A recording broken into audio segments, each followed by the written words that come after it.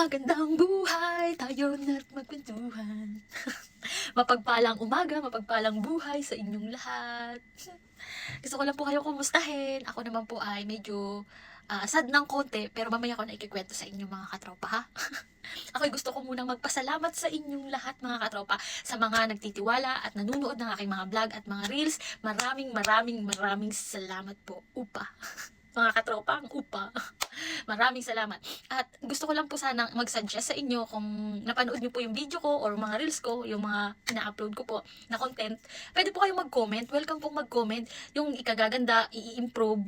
Oh, yan. Nire-ready ko na yung sarili ko sa mga basher. Kahit mag-comment kayo. Sabi nga nila, di ba? Wa ako paks. Pero, yung comment nyo, gagamitin ko in a good and positive. Kasi gusto ko rin ma-improve yung mga video ko na ginagawa, yung mga content ko. Gusto kong i-improve yung sarili ko. Katulad ng mga ibang content creator. So, hindi pa naman ganun kalaki yung followers ko, but I want to try to do my best para maging kalugod-lugod ako sa inyong mga mata. Ayan. Yun lang. Tsaka, mas maganda na rin yun. Kasi, kahit maliit lang na bagay, mga katropa, nakakatulong tayo. Mano man lang yung pag pinanood nyo, tapusin nyo. Okay, mga katropa, wag nyo lang yung scroll lang. Kasi, lahat ng mga content creator, pinaghihirapan nila yung mga video nila. Akala nyo, ganun lang yung nakita nyo. Ay, nako, ang hirap mag-edit at ang hirap magdugtong-dugtong ng mga video. Pinaghihirapan nyo ng mga content creator. Alam ko yan kasi danas ko yun.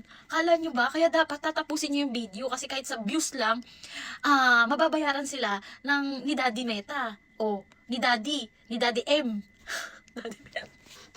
Kaya dapat, pag nanonood kayo, tatapusin nyo. Tapos, ila-like and share nyo na rin. Yun lang like, share, views, manonood kayo. Engagement ang tawag dun. Kapag nakipag-engage, kapag tinapos nyo yung video, yun palang nakatulong na kayo sa content creator. O, diba? Tapos, yung content creator naman, pwede niyang ibahagi yung blessing niya kapag nabihaga, kapag nabahagian siya ng blessing ni Daddy M. O, diba? Kaya dapat, kung gusto nyo, matulungan kayo mga madlang people, mga katropa all over the world. Masama pa naman sad pa naman ako today, pero hindi ako galit. Dapat, i-share nyo rin yung blessing, yung konting tulong nyo, mga katropa. Walang pera to ha, yun lang, mag-heart lang kayo, magre-reaction lang kayo, magko-comment, tapos mag-share, tapos mag-views, papanoorin nyo lang mga katropa. Nakatulong na kayo sa mga content creator na katulad ko. By the way, to the next level, yun nga, gusto ko lang i-flex sa inyo kasi may nagtanong po sa akin. Ayan. To, bakit daw super energetic ko? Ano bang kinakain ko? Ano bang iniinom ko? Ano bang mga vitamins ko? Siyempre mga katropa, kaya ako super energetic kasi kumakain ako ng mga gulay. Mahilig ako kumain ng gulay at mahilig ako kumain ng mga prutas. Tapos yung mga prutas, ginagawa kong smoothie. Yan, favorite ko yan. Natutunan ko dito sa aking mga boss. Mahilig sila. Ano ba yan? Nabubulol ako. Kumain ng mga gulay at prutas. Kaya yun, marami ako natutunan dito sa aking mga boss eh. And then, additional na iniinom ko kaya ako nagiging energetic. Syempre, unang-una, pampabata. hindi lang totally kasi ito pampabata. Ayan o. Ayan. Hindi lang kasi totally ito pampabata.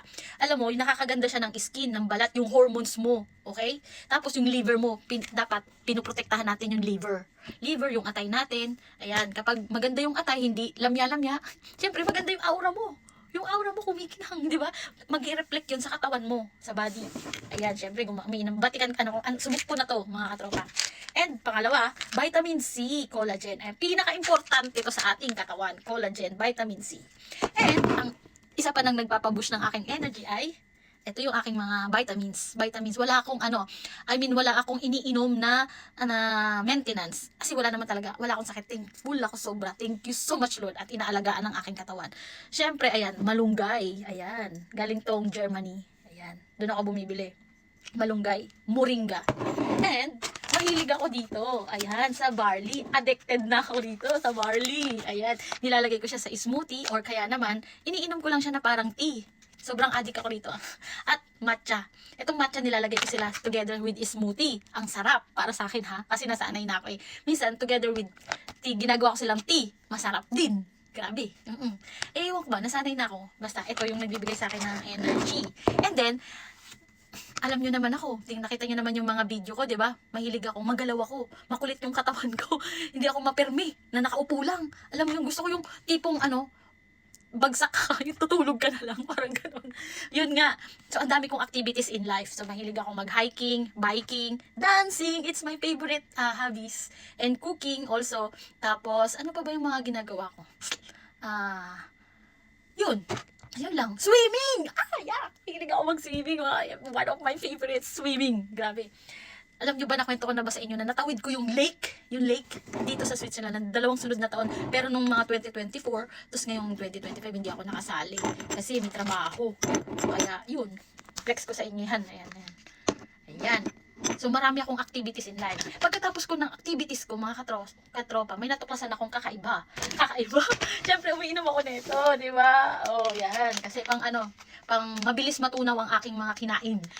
Hindi ako nagda-diet, mga katropa. Wala. Si katropang Janet Patches, hindi uso ang diet sa kanya. Kasi, meron ako neto, di ba? So, kung meron kang collagen, at meron kang gluta, syempre dadagdagan pa niya neto. O, di ba? Yan. So, maganda rin to. May vitamin din itong nakukuha. Kasi meron siyang glutathione, Garcinia cambogia, stevia, at saka sodium carbonate. So, mabilis matunaw lahat ng mga kinain mo. Kahit malakas kang kumain. Kaya ito, malakas yung energy ko. Tsaka ako, sige, kahit anong dami ng kinakain ko, mabilis ako magpupo. Mabilis yung panunaw ko. Mabilis mag-recycle yung intestine ko. So, nagpupupo agad ako. Yun nga lang, mga katropa. ang kapalit nun ay super energetic talaga ako. Kaya talaga naman, thankful ako at nagpapasalamat ako kay Lord dahil hindi niya ako pinapabayaan. Marami pa raw akong dapat gawin. Marami pa raw akong dapat mission. Kasi hindi ko pa na-experience yung magbuhay prinsesa. Yung hindi na ako nagtatrabaho. Kaya siguro, inaalagaan niya ako. Tsaka inaalagaan ko rin yung sarili ko. Importante yun. Dapat alagaan natin yung sarili natin. Love yourself. Bago mahalin mo ang ibang tao, unahin mo muna si Lord at ang sarili mo.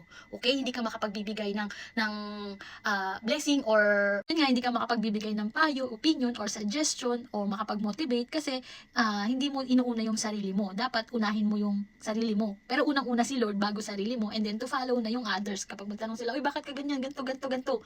Alam mo naman, yung mga katropang madlang people, di ba? Ang gusto nila, maging malakas din sila, maging maganda, maging healthy. Kasi dapat unahin mo yung sarili mo. Nag-uumpisa yun sa tamang disiplina. Disiplina sa sarili. At basta alam mong makakabuti, tama. O, kung may mali kang ginagawa sa sarili mo, edi baguhin mo na, itama mo na. Okay? Tama mo ang dapat na itama. So, yun lang for today's video, for today's vlog. At maraming salamat sa inyong lahat, sa mga nanonood ng aking videos. Salamat sa inyo!